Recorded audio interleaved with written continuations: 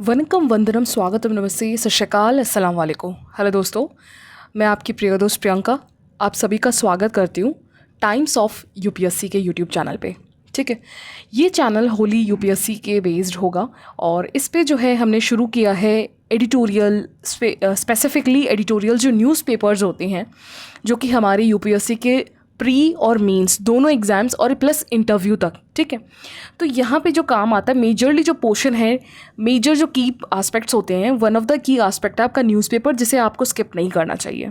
ठीक, तो इस चैनल्स में हम होली एडिटोरियल्स के बारे में डिस्कस करेंगे और वो भी इंडियन एक्सप्रेस। ठीक है, क्योंकि देखिए हिंदू का आपको बहुत अथाह मिल जाएगा। ठीक है, लेकिन हम लेटर ऑन धीरे धीरे जो है हिंदू से भी जो मेजर आर्टिकल्स हैं जो इंपॉर्टेंट आपको नहीं छोड़ने चाहिए वो भी हम इसके अंदर इंक्लूड करेंगे। ठीक है, लेकिन एडिटोरियल जो एक्सप्रेस का है ये काफ़ी अच्छा बिना बायस्ड के आता है। ठीक है, अगर आप जैसे अगर कंटिन्यूसली आप फॉलो कर रहे होंगे मुझे लास्ट चैनल जिस चैनल में थी मैं पहले, तो आपको पता होगा कि काफ़ी जो है प्लस और माइनस, यानी यूपीएससी में हमें पता क्या होना चाहिए, कोई भी अगर चैलेंजेस है, कोई भी इशू है हमें, ठीक है, तो उसका पता होना चाहिए कि भैया इशू है क्या, रीज़न क्या है इसका, इसके बाद इसके कॉजेज़ जो हैं, इसके अलावा इसका जो है चैलेंजेस और इसको सॉल्व करने का सोल्यूशन क्या है और गवर्नमेंट ने क्या क्या इनिशिएटिव उठाए हैं। इसी एस्पेक्ट में ही आपका जो आर्टिकल है इर्द गिर्द घूमता रहता है ना। तो इसी बेस को ध्यान में रखते हुए हम जो है अब सेम यही आर्टिकल हमारे जो है न्यूज़पेपर आर्टिकल से डिस्कस करेंगे। बहुत सारे आप में से ओल्ड स्टूडेंट होंगे, ओल्ड एस्पिरेंट्स होंगे, पता होगा कैसे करते हैं। ठीक है, तो इस न्यू चैनल में आप सभी का स्वागत है और I request to all of you, आपको जो भी कमेंट करना है कि प्लस क्या है, माइनस क्या है, हम क्या इम्प्रूव कर सकते हैं न्यूज़ में, ठीक है, आप प्लीज़ कमेंट सेक्शन में मेंशन कीजिएगा। लेकिन एग्ज़ाम पर्सपेक्टिव से, यूपीएससी के पर्सपेक्टिव से जो आपको चाहिए होगा as a being a aspirant होके भी, और आपको जो पता होना चाहिए इशू बेस्ड, आपको क्या पता होना चाहिए, उस चीज़ का पूरा काम मेरे पे छोड़ दीजिए आप। वो मैं फुली आपको बताऊंगी कि किस तरीके से आपको आर्टिकल्स को एनालाइज करना है। ठीक है, दूसरी चीज़, अक्सर एस्पिरेंट्स का क्वेश्चन होता है नोट्स का, तो आई प्रेफर न्यूज़पेपर्स के नोट्स मत बनाइएगा। इसको मैं स्लाइड्स प्रोवाइड कर दूंगी टेलीग्राम ग्रुप में, आप उसको वहाँ से डाउनलोड कर लीजिएगा। मुझे बस एक सजेशन देना आप कि ये स्लाइड्स अगर आपको पीपीटी में चाहिए, कि पीपीटी जैसे पीपीटी हम लास्ट पहले पढ़ाते थे, आप में से बहुतों को पता होगा कि पीपीटी के थ्रू पढ़ाया जाता था, वैसे पढ़ाएं या डायरेक्ट न्यूज़पेपर से पढ़ाएं, इस चीज़ को आप कमेंट में बताना। ठीक है, और क्योंकि इसी बेसिस पे आपका न्यूज़पेपर का सोल्यूशन होगा कि अगर आपको ये पीडीएफ तो मिल जाएगा न्यूज़पेपर का, डोंट वरी। ठीक है, पीपीटी से आपको थोड़ा मटेरियल भी मिल जाता है स्टैटिक का, अगर वो नहीं चाहिए तो न्यूज़पेपर का पीडीएफ मिल जाएगा, इसी को रिवाइज़ कीजिएगा। और इससे ज़्यादा मेरा कहना ये है, अभी हम जो 30 से 35 मिनट टाइम देंगे न्यूज़ को, ठीक है, इसी पर आप फोकस रहिए। Trust me, mark my words, आप लिख लीजिए मुझसे, आप जब प्रिलिमिनरी के 25 मई को बैठोगे ना, क्वेश्चन जब आप जीएस का सॉल्व करोगे या सीसेट में जो कॉम्प्रीहेंशन सॉल्व करोगे ना, उसमें आपको एक कॉन्फिडेंस फील होगा। क्योंकि एक तो आर्टिकल्स आप रेगुलर पढ़ रहे हो डेली, ऊपर से आपको इश्यूज़ पता है। यूपीएससी में याद रखना, कोई भी चीज़ डायरेक्टली यूज़ नहीं होती है। ठीक है, ऐसा नहीं है मैंने आर्टिकल में आपको कभी अश्योरिटी नहीं दूंगी आप ये न्यूज़पेपर फॉलो करो, आप डायरेक्ट आपके एग्ज़ाम में आएगा, बिल्कुल ही बेतुक वाली बात है। लेकिन अगर आप इश्यू को कवर कर लोगे ना, आप कोरिलेट करना सीख जाओगे, आपको मुद्दा पता होगा। जैसे फॉर एग्जांपल आज हमारा एक आर्टिकल है, ठीक है, जैसे पावर पे है, ठीक है, इसके अलावा एक आर्टिकल है हमारे फर्टिलाइज़र पे, एक एक्सप्लेनेशन पे आर्टिकल है। ठीक है, तो जब आप उसको डिस्कस करोगे ना, तो हम ओवरऑल देखेंगे जो न्यूज़पेपर में ही फैक्ट दे रखा होगा कि कहाँ कहाँ से फर्टिलाइज़र हम लेते हैं, कौन कौन से फर्टिलाइज़र है, यूरिया सबसे ज़्यादा प्रोमिनेंट फर्टिलाइज़र है। तो काइंड ऑफ फैक्ट ना, आपको मैं ये नहीं कह रही अब रटो इसको, लेकिन आप ध्यान से सुन लोगे ना, तो एग्ज़ाम में जब आएगा आपके पास कि जैसे अभी हम यूरिया और फर्टिलाइज़र जो फास्फेट है, डीएएफ बोलते हैं इसको, जो डाई अमोनिया फॉस्फेट है, ठीक है, ये हम इंपोर्ट करते हैं। स्टेटमेंट आ जाएगा इंडिया पूरा का पूरा रिलायबल है, सेल्फ रिलायबल है अब डैफ का, यानी डाई अमोनिया फास्फेट का, तो ये स्टेटमेंट गलत है सीधा सीधा, या इसी बेस्ड से इस मिनरल से रिलेटेड क्वेश्चंस पूछ देगा वो, है ना। तो ये क्या है, आपको ये आर्टिकल्स आपको एक ग्लांस, एक रिवाइज करवाते हैं कि नहीं भाई अभी तो हम इम्पोर्टेड है, इम्पोर्ट पे डिपेंडेंट वाले नेशंस हैं, तो हमने कब से सेल्फ डिपेंडेंस वाली बात आ गई, है ना। तो इस तरह से इस डायमेंशन से आपको यूज़ होगा। साथ के साथ इशू को जानना बहुत ज़्यादा इंपॉर्टेंट इंपॉर्टेंट है मेंस पर्सपेक्टिव से, प्रीलिम्स में भी, और इंटरव्यू में एनालिसिस ओरिएंटेड आपको जब आंसर्स देना होगा, क्या आपको की फॉरवर्ड्स रखने हैं। ठीक है, तो हम शुरू करते हैं देरी ना करते हुए। तो आप प्लीज़ कमेंट सेक्शंस में बताइएगा प्लस माइनस क्या करना है, क्या सजेशंस आप दे सकते हो, क्या क्या आपको चाहिए और भी चीज़ें, तो आप कमेंट सेक्शन में बिल्कुल बेझिझक होकर कर सकते हैं। क्योंकि देखिए सीधी बात मैं बताऊँ आपको, मुझे जो लेसन मिला है, पिछले 8 महीने से मैं किसी एक पर्टिकुलर चैनल पे काम करती थी, मुझे एक लेसन ज़रूर मिला है कि आप इस दुनिया में किसी पे ट्रस्ट मत करो। आपको कौन बीट्रे कर देगा, कब कब क्या कैसे, आप नहीं कह सकते। और आप सेल्फ डिपेंड रहो। सेल्फ आपका करा हुआ कोई भी काम ना, वो हमेशा आपको आगे तवज्जो रखेगा, आपको हमेशा वो एक रिज़ल्ट देगा। और सेल्फ बिलीव, आपको पता है कि आप ये काम कर सकते हो, तो प्लीज़ आप बिलीव रखिएगा अपने पे, है ना। और आपकी मेहनत वेस्ट नहीं जाएगी, आई श्योर दैट। आपका जो हार्डवर्क है, आप बिल्कुल जेन्यून हो के अगर आप काम कर रहे हो अपने स्टडीज़ में, अपने करियर में, अपने फैमिली में, अपने किसी भी रिलेशनशिप में, तो आप जेन्यून रहिएगा। ठीक है, बाकी जो करते हैं हमें गाली देने से अच्छा है कर्मा पे छोड़ दो। I believe on Karma personally, कि जो जैसा कर रहा है उसको करने दो, आप अपना काम करो, आपको पता है आप सही हो अपनी जगह, बस करते रहो, बाकी कर्मा देख लेगा जिसको जो देखना है। ठीक है, तो आप प्लीज़, और मैं ये और बताना चाह रही थी, क्या होता है जब दूसरों के अंडर में आप काम करते हो ना, तो बहुत रिस्ट्रिक्शंस होते हैं, ट्रस्ट में रिस्ट्रिक्शंस होते हैं, और वो रिस्ट्रिक्शंस आपको दिखेगा नहीं पब्लिकली, बाकी लोगों को नहीं दिखेगा, क्योंकि इस तरीके से आपको बोला जाता है। बट ये हमारा चैनल है, मैं श्योरिटी दे रही हूँ, आपको गाली भी देनी है, आपको लग रहा है कि बेकार है, बकवास है, ये क्या एक्सप्लेनेशन कर रहे हो, most welcome for your suggestion, for your comment, क्योंकि आपकी बताई हुई गलतियों से ही मैं अपने आप को इम्प्रूव कर पाऊंगी, आपको मैं और अच्छे से अच्छे एनालाइज तरीके से मैं बता पाऊंगी। आई ट्रस्ट कि मैं अच्छा एनालाइज करती हूँ, मैं और बेहतर कर सकती हूँ एग्जाम पर्सपेक्टिव से। ठीक है, तो आप क्रिटिसाइज बिना झिझक के कर सकते हो, ये अपना चैनल है, एक्सेप्ट होगा, है ना। और हम उस पर वर्क करेंगे, क्योंकि क्या होता है जब दूसरों के अंडर में होता है ना, तो उसका एक रिजल्ट अलग ही होता है, अलग ही लेवल का होता है, डायरेक्ट एस्पिरेंट टू एस्पिरेंट। मैं एक ट्रस्ट में बता रही हूँ, बीइंग एस्पिरेंट होके मेरे को पता है कि एक एस्पिरेंट क्या क्या हर्डल्स फेस करते हैं एग्जाम्स के लिए, क्या क्या चीज़ें इशू होती हैं उनके साथ। ठीक है, उन्हें गाइडेंस, स्पेशली जब आपको गाइडेंस करने वाला कोई नहीं होता ना, तो सबसे बड़ा सरदर्दी हो जाता है। ये जो प्रोसेस है, आपको लव द प्रोसेस कहते तो हैं, लेकिन प्रोसेस हर्डल बन जाता है जब आपके पीछे गाइडेंस का कोई होता नहीं है। तो ठीक है, तो आप प्लीज़ अपने कमेंट सेक्शंस में बताइएगा, ठीक है, कि जो भी इशू हो आपको, हम उसके लिए प्लीज़ हम काम करेंगे, डेफिनेटली बाय हार्ट मैं कह रही हूँ, विद द ऑनेस्टी के साथ मैं कह रही हूँ।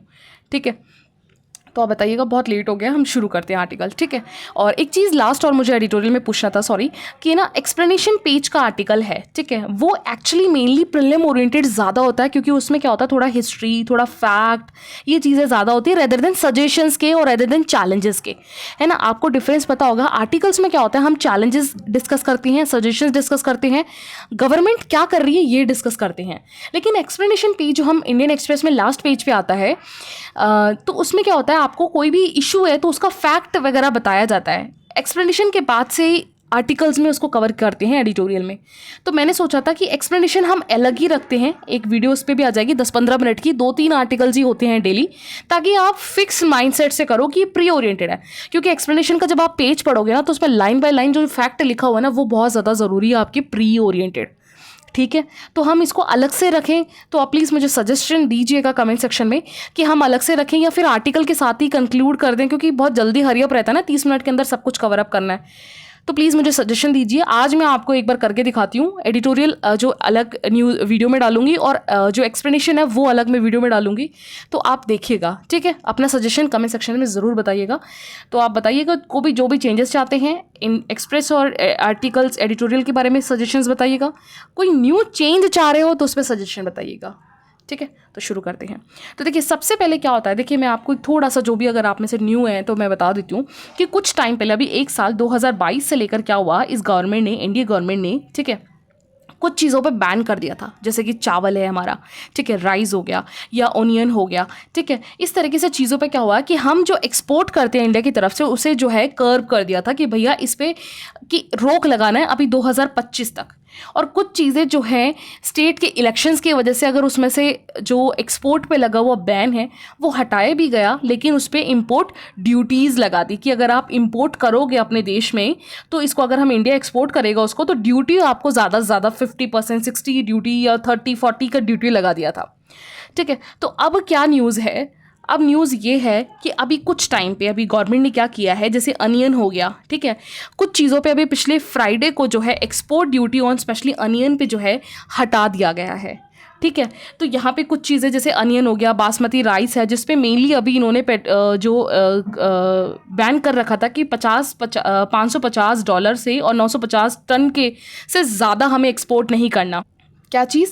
चावल और बासमती राइस, तो उसको हटा दिया गया है, ठीक है। क्योंकि देखिए इसको क्योंकि क्यों लगाया गया था, सबसे पहले मैं एक बार बैकग्राउंड बता दूं। क्योंकि हमारे पास क्या हुआ, 2020 में कोविड आया, 21 में कोविड आया, ठीक है। इसके बाद से आपका 2022 से ही थोड़ी इकोनॉमी आपके ट्रैक पे आई थी। लेकिन इस 2 साल ने क्या किया, आपका जो एग्रीकल्चर सेक्टर है ना, इसको बिल्कुल ही मतलब, क्योंकि क्या होता है एग्रीकल्चर से जो प्रोड्यूस होता है उसको आपने अपने जो कंट्री के सिटीजन्स हैं जिन्हें आप पीडीएस सिस्टम देते हो उसमें डिस्ट्रीब्यूट करना शुरू किया था, है ना। स्पेशली क्या किया, क्योंकि 2 साल इकोनॉमी ठप थी, कोई प्रोडक्शन नहीं था। स्पेशली जो मार्जिनल सेक्शंस के लोग हैं, वल्नरेबल सेक्शंस के लोग हैं, जिसमें हमारे बच्चे आते हैं, चाइल्ड्स आते हैं, वुमेन्स आते हैं, ओल्ड एज के लोग आते हैं, इन सबको जो है इम्पैक्ट फेस करना पड़ा। पीडीएस सिस्टम के अंडर में गवर्नमेंट ने इस चीज़ को इशू के लिए क्या किया, 5 केजी एक्स्ट्रा हर घर में अनाज पर पर्सन बढ़ा दिया था। तो ओवर एक्सप्लॉयटेशन हुआ पीडीएस सिस्टम में। तो क्या हुआ, गवर्नमेंट का एक स्टॉक क्राइटेरिया होता है हमेशा, सरकार हमेशा चाहे सेंटर की हो स्टेट की हो, एक बैलेंस लेकर चलते कि भैया इससे ज़्यादा हमारा स्टॉक हमें गिराना नहीं है पीडीएस का, ठीक है। जो भी आप फार्मर प्रोड्यूस करते हैं उसको एमएसएमई के थ्रू मार्केट में सेल किया जाता है। इसके अलावा आपका जो है एमएसएमई से ही एमएसएमई कह रही हूँ, एमएसपी से, ठीक है, मिनिमम सपोर्ट प्राइस थे। और आपका जो एफसीआई है, फूड कॉर्पोरेशन ऑफ इंडिया करता है, यहीं से प्रोक्योर करता है फॉर द पीडीएस सिस्टम के लिए, ताकि वो जो बिलो पॉवर्टी की लाइन या अबव पॉवर्टी के लाइन के बीच में जो लोग रह रहे हैं उन्हें जो है पीडीएस सिस्टम के अंडर सर्विसेज दे सके, ठीक है। तो क्या होता है, मैंने बताया ना, स्टॉक कम हो गया। तो इस चीज़ को ठीक करने के लिए क्या है, गवर्नमेंट ने जो एक्सपोर्ट हम करते हैं उसको कर्व कर दिया। क्योंकि आपको पता है इंटरनल हमारी पॉपुलेशन बहुत ज़्यादा है, 140 मिलियन है, मिलियन है, ठीक है। इसका खुद का जो कंजम्पशन है वो बहुत ज़्यादा है।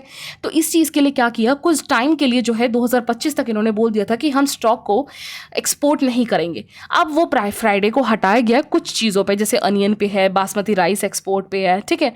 तो यहाँ पे अभी, लेकिन यहाँ पे राइटर बता रहे हैं कि अभी 20% अभी जैसे कुछ चीज़ें इंपोर्ट बाकी हैं, जैसे कि सेस अभी, लेकिन अभी वेलफेयर सेस लगाया हुआ है कुछ प्रोडक्ट्स पे, जैसे क्रूड पाम ऑयल पे हो गया, सोयाबीन हो गया, सनफ्लावर हो गया, जो चीज़ हम बाहर से भी लेते हैं मेजॉरिटीली, ठीक है। अब सेस को थोड़ा बढ़ा दिया गया है 5.5 से 27.5।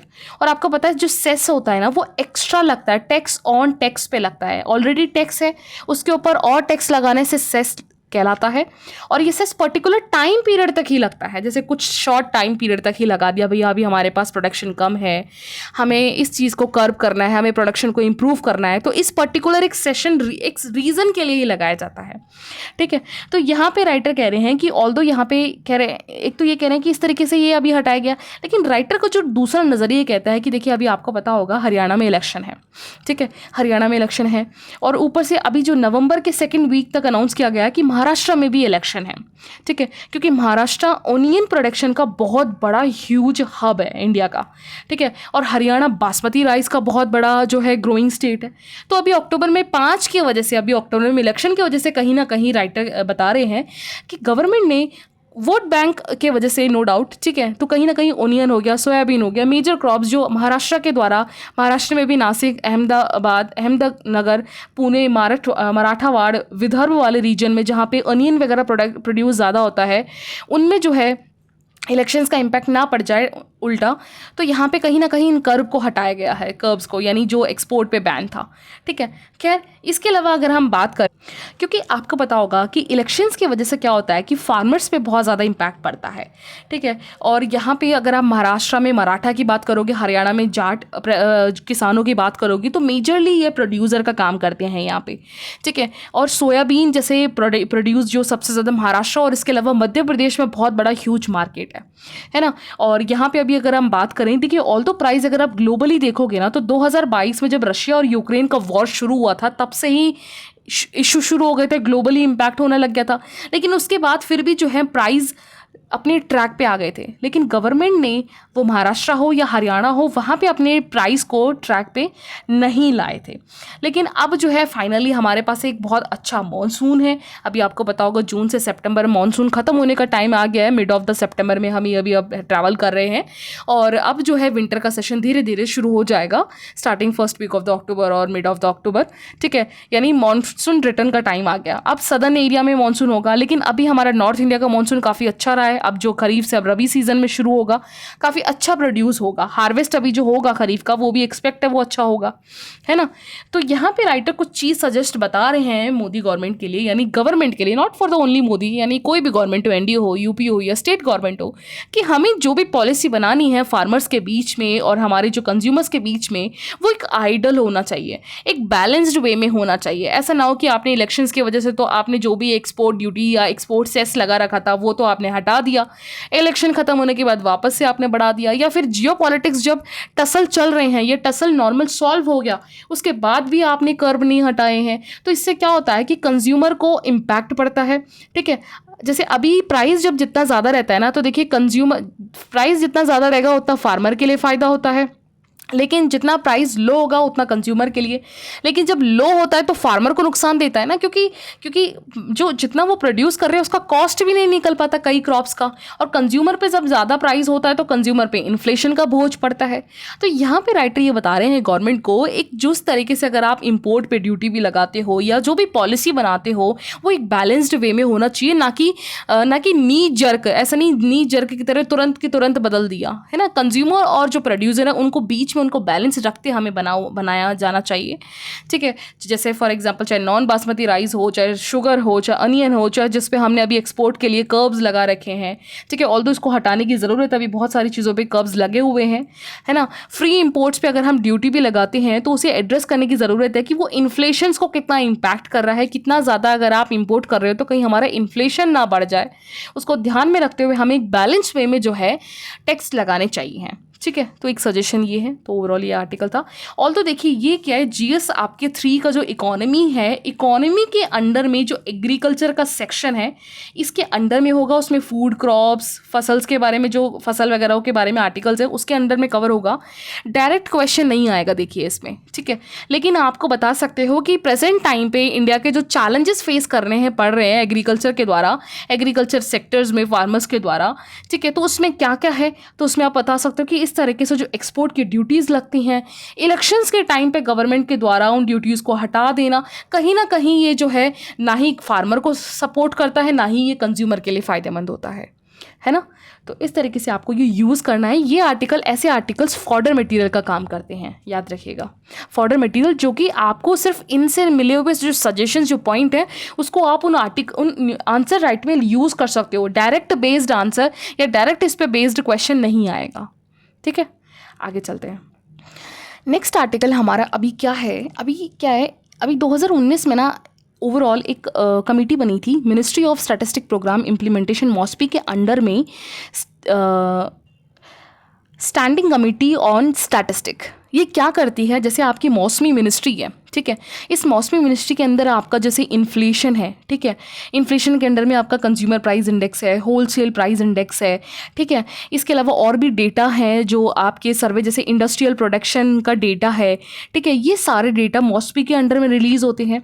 तो क्या ये सारे जो सेक्टर के इंडेक्सेस हैं कि भैया कितना इन्फ्लेशन बढ़ा, कितना घटा, किस में हुआ, रूरल में हुआ, अर्बन में हुआ, ये सारा डेटा सही तरीके से कलेक्ट किया जा रहा है, ये नहीं किया जा रहा है, इनकी कमेटी बनी या नहीं बनी, डिपार्टमेंट काम कर रही है या नहीं कर रही, तो इन सब चीज़ों की देखरेख करने के लिए मॉस्पी के अंडर में एक स्टैंडिंग कमेटी ऑन स्टैटिस्टिक बनाया गया था 14 मेंबर के साथ 2019 में, ठीक है। लेकिन अब जो है इसे धीरे धीरे क्या करा, अबॉलिश कर दिया है मॉस्पी के अंडर में गवर्नमेंट ने, अभी रिसेंटली अनाउंस किया गया है, ठीक है। अब इनसे पूछा गया कि भैया आपने क्यों हटाया है, तो इन्होंने बोला है कि जो डेटा ये प्रोवाइड करवाता है वो ऑलरेडी हमारे पास steering committee for national sample survey के द्वारा दिया हुआ है, ठीक है। क्योंकि नेशनल सर्वे जो आपको पता है हर 5 साल में ये एक NSS जो है सैंपल सर्वे करवाता है, रूरल लेवल पे, अर्बन लेवल पे, एग्रीकल्चर का क्या है, किस तरीके से कौन कौन से ऑक्यूपेशंस लोग करते हैं, ये NSO करता है, ठीक है, नेशनल सर्वे सैंपल। तो यहाँ पे गवर्नमेंट ने बोल दिया कि इसीलिए हमने इस चीज़ को हटा दिया है, ठीक है। लेकिन ठीक है, आपने मिनिस्ट्री हटाई, लेकिन क्वेश्चन पता है क्या है एक्चुअली, जो ये कमेटी थी ना आपकी स्टीयरिंग कमेटी ऑन स्टैटिस्टिक, इसने दो चीज़ें हाईलाइट करी थी। एक तो ये हाईलाइट करी कि भैया पिछले 2011 में, आपको पता है हर साल आपके 10 साल में एक बार सेंसस होता है देश का, ठीक है, पूरी पॉपुलेशन कितनी है, ओल्ड कितनी है, सारा चीज़ें मेजर होता है। तो 2011 के बाद सेंसस होना था 2021 में, 2021 से गया, 22 गया, 24 आ गया, ठीक है, अभी तक सेंसस नहीं हुआ है। ठीक, दूसरी बात, इस सेंसस के ना होने से कोई भी डेटा दिया जाता है, चाहे वो कंज्यूमर प्राइस का हो, होलसेल प्राइस का हो, क्योंकि कंज्यूमर और होलसेल प्राइस में किस चीज़ का डेटा होता है कि भैया अर्बन जैसे रूरल एरिया है, गांव है, तो रूरल में कितने लोग खाना खाते हैं, कौन कौन से लोग जो हैं बेवरेजेस का यूज़ करते हैं, या किन में जो है जो आपका इन्फ्लेशन है वो कितना कितना बड़ा है, होलसेल प्राइस में जो कंपोनेंट्स होते हैं, है ना, कि किस फूड्स में बढ़ते हैं या फुटवेयर्स में ज़्यादा इन्वेस्ट करते हैं, या कहाँ कहाँ खर्च होता है, इन सब का डेटा का जो बेस होता है वो क्या है, वो सेंसस ही तो है कि भैया पर्टिकुलर इस गांव में 10,000 लोग हैं, 1 लाख लोगों का डेटा है। और अगर उस सेंसस का डेटा ही आपके पास पुराना हो तो आप किस तरीके से बता सकते हो कि इन्फ्लेशन में इतने सारे लोग इम्पैक्टेड है, या इतने गांव के लोग, इतने रूरल के लोग जो हैं माइग्रेट कर रहे हैं, या इन लोगों पे जो है इन्फ्लेशन का और स्पेशली फूड इन्फ्लेशन ज़्यादा इम्पैक्ट कर रहा है, या कोर इन्फ्लेशन इम्पैक्ट कर रहा है, या कोई भी चीज़ माइग्रेशन से रिलेटेड, कोई भी जो है सेक्स रेशो हो गया, कोई भी डेटा कि इतने % लोग एग्रीकल्चर है, ये सारा कैसे आप एक रिलायबल या एक ट्रस्टवर्दी या फिर एक अकाउंटेबल के साथ आप डेटा शेयर कर सकते हो। आपके पास तो 10 साल पुराना डेटा है, 10 साल में तो आपकी पॉपुलेशन 120 करोड़ से 140 करोड़ के आसपास से ज़्यादा हो गई है ना, तो ये डेटा कहाँ है। तो इस पर एक चीज़ एसओसी ने बोला था, ऑल्दो ये क्वेश्चन यहाँ पे राइटर यही बता रहे हैं कि ये दो जो एस्पेक्ट उस एसओसी ने जिस कमेटी को हटाया गया है, इसने क्वेश्चन सही उठाया है, ठीक है, 2 एस्पेक्ट्स पे। तो यहाँ पे फोकस करने वाली बात है, अब जैसे यहाँ पे राइटर भी बता रहे हैं कि वो चाहे मॉस्पी हो या इंडिविजुअल हो या प्राइवेट एजेंसी हो, उनके द्वारा दिया जाने वाला कोई भी डेटा, किसी भी, जैसे फॉर एग्जांपल मान लीजिए कोई प्राइवेट कंपनी ये बता रही है कि भैया उनके पास कितने लोग काम कर रहे हैं, ठीक है, वो शेयर उन वर्किंग पॉपुलेशन का ओवरऑल इंडिया के 140 मिलियंस का कितना रिप्रेजेंटेशन दे रहा है, ये नहीं मान सकते हैं, क्योंकि ये जो 140 मिलियन है ना, ये गवर्नमेंट का बताया हुआ सेंसस के अकॉर्डिंग नहीं है, ठीक है। 2021 तक अभी तक हमारे पास कोई सेंसस हुआ ही नहीं है। तो यहाँ पे राइटर यही बताना चाह रहे हैं कि अगर हम कोई भी सैम्पल सर्वे कुछ भी करवाते हैं तो पहली बात तो उसमें जो यूज़ किया हुआ डेटा है वो एक्यूरेट नहीं है, ठीक है, और जब डेटा एक्यूरेट नहीं होता तो आपके पास जो एनालाइज है वो भी एक्यूरेट नहीं होता। आप आने वाले टाइम पे जो फ्यूचरिस्टिक पॉलिसीज़ बनाओगे, फ्यूचरिस्टिक जो भी योजना या स्कीम्स बनाओगे, वो किस बेसिस पे बनाओगे, ठीक है। तो यहाँ पे ऑल्दो ओवरऑल जैसे डेकेड की अगर हम बात करें कि आपको पता है कि कोई भी पॉलिसी बनती है कोई भी, तो उसमें पॉपुलेशन बेस्ड रोल रखता है, उसी के हिसाब से आप बता सकते हो कि पॉवर्टी कितनी है, आपका इन्फ्लेशन का रेट कितना है, आपको क्या पॉलिसी बनानी है, कितने लोगों को बनानी है, ठीक है। अब जैसे फॉर एग्जांपल के लिए यहाँ पे राइटर बता रहे हैं कि फर्स्ट पीरियोडिक लेबर सर्वे जब 2019 में आया था तो उन्होंने बताया था कि भैया कितनी कितनी पॉपुलेशन आपकी अनएम्प्लॉयड है, जब से उन्होंने बताया कि 2017-18 की अनएम्प्लॉयमेंट अभी तक का इंडिपेंडेंस के बाद सबसे ज़्यादा अनएम्प्लॉयड है।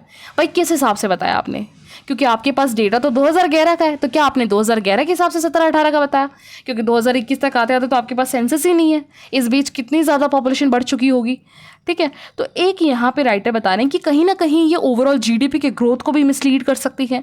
तो यहाँ पे पीएम के इकोनॉमिक एडवाइजर काउंसिल को यहाँ पे आर्ग्यूमेंट है कि भैया आप मेजर सर्वे जो यूज़ करते हो पॉलिसी मेकर्स के लिए वो अनसाउंड करता है, चाहे आप किसी भी डेटा को कलेक्ट कर लो, क्योंकि आपके पास जो कोर डेटा होना चाहिए वो तो अभी अपडेटेड ही नहीं है ना, ठीक है। तो ये एक आर्टिकल है, ओवरऑल इसको देखिए आप यूज़ कर सकते हो, ये भी सेम फॉर्डर मटेरियल में आएगा। लेकिन आप GS1 में हम जब ज्योग्राफी पढ़ते हैं ना, ज्योग्राफी के अंदर में हम ह्यूमन ज्योग्राफी पढ़ते हैं। ह्यूमन ज्योग्राफी में जैसे आपका जाता है इकोनॉमी ज्योग्राफी, पॉपुलेशन ज्योग्राफी, जिसको आप NCERT से कवर करते हो, क्लास 12th की NCERT से, ठीक है, जो पार्ट 2 है ना। एक तो इंडियन के बारे में, एक वर्ल्ड के बारे में भी है, ठीक है, जिसमें लोगों के बारे में, उनके ऑक्यूपेशंस, माइग्रेशंस के बारे में। तो वहाँ पे जो माइग्रेशन आता है या एम्प्लॉयमेंट आता है तो वहाँ पे ये पॉइंट्स लिख सकते हो कि सेंसस को अपडेट ना करना कितना बड़ा एक हर्डल बन जाता है हर एक मिनिस्ट्री के लिए, हर एक पॉलिसी मेकर्स के लिए, ठीक है। तो ये एक ओवरऑल आर्टिकल था, ये इशू है। नेक्स्ट आर्टिकल देख लेते हैं एक बार। हाँ, लेकिन आपको यहाँ पे थोड़ा सा काम करना पड़ेगा। मौसमी के बारे में आप ministry of statistic and programme implementation में एक बार पॉइंट ऑफ व्यू, प्री के पॉइंट ऑफ व्यू से एक बार ये मिनिस्ट्री देख लीजिएगा आप, ठीक है, इसीलिए मैं कह रही हूँ, आपसे पूछ रही हूँ कि आप मुझे बताइएगा कि प्री ओरिएंटेड के लिए आपको स्लाइड्स चाहिए, जैसे हम स्लाइड्स में पढ़ाते थे, तो फिर मेरे को इन पे काम करना पड़ेगा। जैसे मॉस्पी है तो हमने यहीं पे ही स्लाइड ऐड कर लिया और एक बार मॉस्पी के बारे में रिवाइज कर लिया। ठीक है, तो आप प्लीज़ मुझे सजेशन बताइएगा। नेक्स्ट आर्टिकल है इस पर, देखिए न्यूज़ है इस पर इलेक्ट्रिसिटी पे। देखिए क्या होता है, मैं आपको एक बेसिक बता देती हूँ। जिससे आपको पता है कि आप चाहे कोल से पावर निकाल रहे हो, ठीक है, या फिर आप सोलर से निकाल रहे हो, या रिन्यूएबल एनर्जी के किसी भी विंड से निकाल रहे हो, थर्मल से निकाल रहे हो, किसी भी के लिए क्या होता है, यहाँ पे गवर्नमेंट का काम मेन नहीं होता नहीं है। गवर्नमेंट क्या करती है, यहाँ पे ऑक्शन का काम करती है। फॉर एग्जाम्पल मान लीजिए आपको कोल से एनर्जी निकालनी है, तो इसका ऑक्शन होगा। अब ऑक्शन में क्या होता है कि जो भी बाइडर होते हैं, ठीक है, जो लेते हैं, अब वो जितना ज़्यादा कोई भी ऑक्शन लेगा, कि जितना ज़्यादा बाइडर बोलेगा, उसको वो कोल से प्रोड्यूस करने के लिए वो जो टेंडर है वो मिल जाएगा।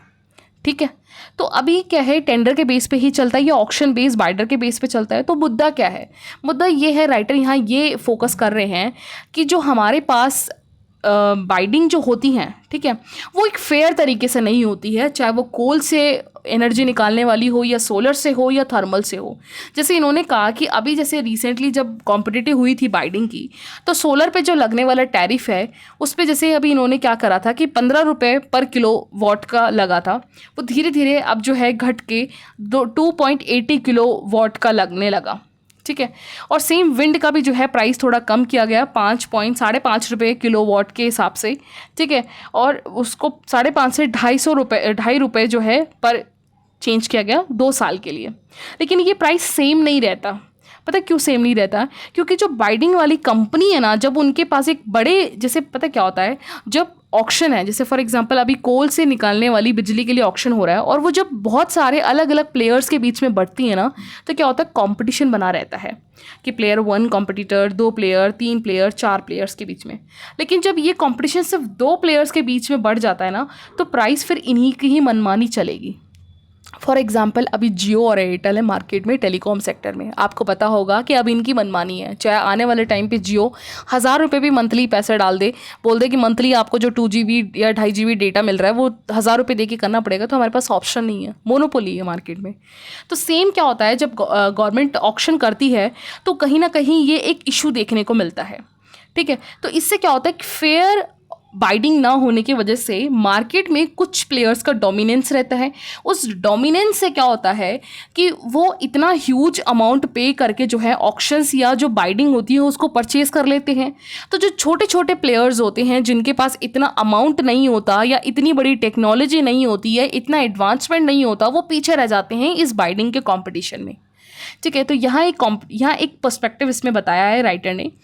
जैसे मैं आपको एग्जाम्पल के लिए बताऊँ, जैसे यहाँ पे देखिए, जैसे मान लीजिए राइटर बता रहे हैं कि आप मान लीजिए एक टेंडर है, टेंडर दिया गया था कोल बेस्ड पावर जनरेशन के लिए। तो उसमें एक 1600 megawatt coal based generation power के लिए था, एक था 5000 मेगावाट सोलर से बनाने के लिए। तो उसको एक टेंडर ये दिया। एक दूसरे स्टेट में क्या हुआ, डिफरेंट स्टेट में वही कोल पावर के लिए 3200 मेगावाट और 8000 मेगावाट फॉर द सोलर के लिए, है ना। तो ये टेंडर है। अब इसमें क्या होता है, जब पहला वाला केस था, इसको बाइड करने वाला बंदा 28,000 करोड़ पे कर जो कंपनी है वो इसको लेती है।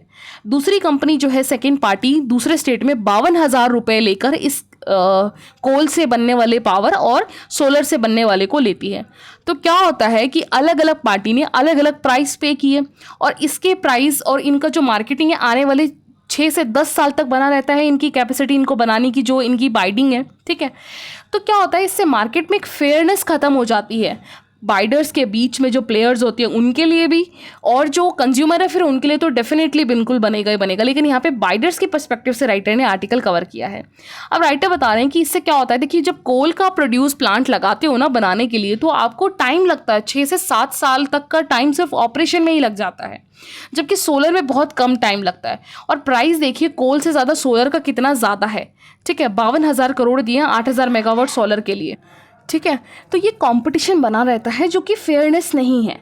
और इसके अलावा इसमें जो राइटर क्वेश्चन उठा रहे हैं वो ये बता रहे हैं कि फ्यूचर जो कैपेसिटी होगी टेंडर की, वो ऐसा होगा कि सारे एग को एक बास्केट में रख दिया, क्योंकि मेजॉरिटी जो प्रोड्यूसिंग है वो पर्टिकुलर एक या दो बाइडर के बीच में दे दिया गया। तो क्या होता है, स्मॉलर स्पेस जो है, जो स्मॉलर प्लेयर्स हैं, जो इतना बड़ा ह्यूज अमाउंट नहीं प्ले कर सकते, वो तो एलिमिनेट हो गए सीधा सीधा इस ऑक्शन से, इस बाइडिंग से। ठीक है। और ये प्रोसेस भी बड़ा लंबा अच्छा खासा होता है, लंबे टाइम के लिए चलता है। तो यहाँ पे जो है प्रॉब्लम, एक कॉम्पिटिटिव जो कंपटीशन, एक फेयर कंपटीशन है, वो चीज़ कहीं ना कहीं जो है यहाँ लैग करती है। ठीक है। उसी के बारे में यहाँ पे राइटर ने बताया, चाहे वो थर्मल प्लांट के लिए हो या फिर सोलर प्लांट के लिए हो, उन सब में जो है एक फेयर, एक टेंडर जो निकालते हैं, तो उसमें या तो इसका प्राइस जो है इस तरीके से हो जो अलग अलग कॉम्पिटिटर है सब में बटे, ठीक है, अलग अलग प्लांट्स लगाए जाए, या फिर इस तरीके से हो कि भैया इनका जो प्राइस है वो पर्टिकुलर एक एरिया में या एक बाइडर के पास ना जाए। ठीक है। तो ये चीज़ यहाँ पे बताई गई है। ऑल्दो यहाँ पे राइटर बता रहे हैं कि देखिए हमें और इन चीज़ों पे होलसेल पावर प्राइस पे भी डिस्कवर करने की ज़रूरत है, ताकि कॉम्पिटिटिव बाइडर्स की जो है पर्टिकुलर एक में ना रह के मल्टी लोगों में जो है वो डिवाइड हो, एक फेयर कॉम्पिटिशन्स को जो है हम सपोर्ट कर सके। ठीक है। अब देखिए पता क्या होता है कि ओवरऑल अगर जब आप इस बड़े बड़े जाइंट के पास अब ये बिजली जब रहती है ना, ये कोल से या सोलर से या थर्मल से, फाइनली इम्पैक्ट किसको पड़ता है, कंज्यूमर को पड़ता है। फिर मनमानी चलती है, मोनोपोली चलती है एक लंबे टाइम तक। ठीक है। तो ये ओवरऑल तो आर्टिकल था। आप इसको एग्जांपल बताए एथिक्स में भी यूज़ कर सकते हो कि जब आप फेयरनेस नहीं रहती ना, है ना, ट्रांसपेरेंसी नहीं रहती, जब सिस्टम में ट्रांसपेरेंसी का टर्म यूज़ करते हैं एथिक्स में, तो ट्रांसपेरेंसी नहीं रहती, तो इस तरीके से इश्यूज़ जो है एडमिनिस्ट्रेशन में भी फेस करने को मिलता है। तो अब ये बिजली का बाइडन का जो बाइडिंग होता है, जो ऑक्शन होता है, इसका एग्जाम्पल आप बता सकते हो। ठीक है। तो आगे चलते हैं। नेक्स्ट आगे आर्टिकल है, एक आइडिया पेज से एक आर्टिकल ले लेते हैं। मिस्टर अशोक गुलाटी जी का आपको पता है इनका आर्टिकल बहुत अच्छे होते हैं, जो एग्रीकल्चर बेस्ड इश्यूज़ होते हैं उस पर बहुत ही अच्छे तरीके से मिस्टर ये कवर करते हैं अशोक जी। देख लेते हैं इसका। देखिए आपको पता होगा कि अभी जो हमारी रिसेंट की एनडीए गवर्नमेंट है, ये मेजॉरिटी में तो नहीं आई है, क्योंकि इन्होंने ये बोला था कि अगर मेजॉरिटी में आएंगे तो ये ह्यूज चेंज करेंगे। ऑल्दो अभी कोलिशन गवर्नमेंट है, बुरा तो नहीं है, लेकिन मेजॉरिटी जो आज से 2019 तक के टाइम से 19 से 24 के बीच में जो एक ह्यूज मेजॉरिटी थी इनके पास, वो चीज़ अभी कोलिशन में लैक है। लेकिन इसके बावजूद भी अभी इस गवर्नमेंट ने 100 डेज़ के बीच में इन्होंने कहा कि आने वाले रिसेंट के 100 डेज़ में एक बहुत मेजर जो चेंजेस आएंगे उसको अनाउंस किया जाएगा। उसमें से अनाउंसमेंट मेजर था एग्रीकल्चर का अनाउंसमेंट, कि एग्रीकल्चर में काफ़ी चीज़ें चेंज होंगी। वो क्या चेंजेस है उसके बारे में मिस्टर गुलाटी जी ने यहाँ पे डिस्कस किया है। तो यहाँ पे राइटर हैं उन्होंने बोला है कि यहाँ मैं मेनली गवर्नमेंट के द्वारा आने वाले 3 महीने के अंदर जो अनाउंसमेंट है वो एग्रीकल्चर और रूरल डेवलपमेंट में मैं क्या क्या किया है उस पर मैं फोकस करूँगा। तो सबसे पहले यहाँ पे हमारे जो मोदी गवर्नमेंट है 3.0, इन्होंने बोला है कि new union minister for agriculture and farmer welfare जो शिवराज सिंह चौहान है उन्हें अपॉइंट किया गया। इसके साथ उन्हें ही जो है रूरल डेवलपमेंट का जो है अथॉरिटी भी दिया गया है। ठीक है। और आपको पता ही है, इंट्रोडक्शन की ज़रूरत नहीं है, मिस्टर शिवराज सिंह चौहान जो हैं एक लंबे टाइम से मध्य प्रदेश के सर्विंग चीफ मिनिस्टर रहे हैं। एग्रीकल्चर में बहुत बड़ा कंट्रीब्यूशन है इस सीएम का वहाँ पे मध्य प्रदेश में, और मध्य प्रदेश की एग्रीकल्चर को इम्प्रूव करने में बहुत बड़ा रोल है। तो सेम यहाँ मोदी 3.0 में भी जो है इनके द्वारा यहाँ पे काम करने की बात कही गई है। तो यहाँ मेजर डिसीजंस क्या लिए गए हैं, कुछ मेजर डिसीजंस जैसे कि अभी आपको पता है कि वन ऑफ द मेजर है कि 20,000 करोड़ खर्च करना है गवर्नमेंट को अंडर द पीएम किसान के तहत, जिसमें 2019 से अनाउंस किया था कि हर साल फार्मर को 6,000 रुपये उनके अकाउंट में डीबीटी के द्वारा डायरेक्ट बेनिफिट ट्रांसफ़र के द्वारा शिफ्ट किया जाएगा। ठीक है। तो ये सेम चीज़ वापस ये पीएम किसान 3.0 जो है अब भी कंटिन्यू है ये। ठीक है। लेकिन यहाँ पे राइटर एक चीज़ सजेशन दे रहे हैं कि जिस तरीके से अब 2019 में ये अनाउंस हुआ था, लेकिन अब तो 2024 चल रहा है भाई, इस 5 साल के बीच में इन्फ्लेशन भी तो नाम की एक चीज़ बढ़ी है ना। तो यहाँ पे 6,000 से 2,000 और बढ़ा के 8,000 अमाउंट और बढ़ाया जाए, यहाँ गवर्नमेंट से ये उम्मीद रख रहे हैं। ठीक है। और दूसरी बात राइटर बता रहे हैं कि हमें उम्मीद थी इस साल 2024-25 का जो बजट आया था उसमें government agriculture and research development में जो अलोकेट करेगी बजट उसको वो बढ़ाएगी, लेकिन बजट इतना बढ़ा नहीं रिसर्च एंड डेवलपमेंट में। तो यहाँ पे उम्मीद है कि आने वाले टाइम पे इस पर भी फोकस करेगी गवर्नमेंट। ठीक है। इसके अलावा जो मेजरली काम यहाँ पे किया है यूनियन गवर्नमेंट के द्वारा एग्रीकल्चर सेक्टर्स में, वो ये है कि जैसे इन्होंने बोला है डिजिटलाइजेशन ऑफ एग्रीकल्चर किया जाएगा, ठीक है। अब इसमें क्या होगा, डिजिटलाइजेशन में लैंड रिकॉर्ड्स मेंटेन्स होंगे, फार्मर्स की आइडेंटिटी कार्ड्स बनाया जाएगा। इसके अलावा क्रॉप जो है वो साइंटिफिक के बेसिस पे, न्यूट्रिशन सिक्योरिटी के बेसिस पे और क्लाइमेट चेंज के बेसिस पे किया जाएगा। हॉर्टिकल्चर्स को बढ़ाया जाएगा for the nutrition, for the profitability, for the life stock health.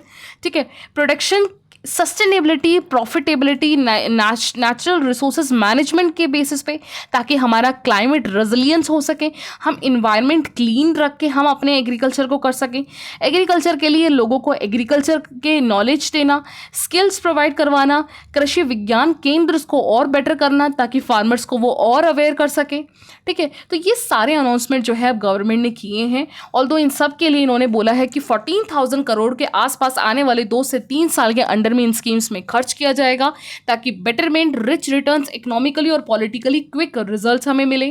ठीक है। अब राइटर यहाँ बता रहे हैं कि अगर हम एग्जाम्पल डिस्कस करें, डिजिटलाइजेशन ऑफ एग्रीकल्चर गवर्नमेंट कैसे करेगी।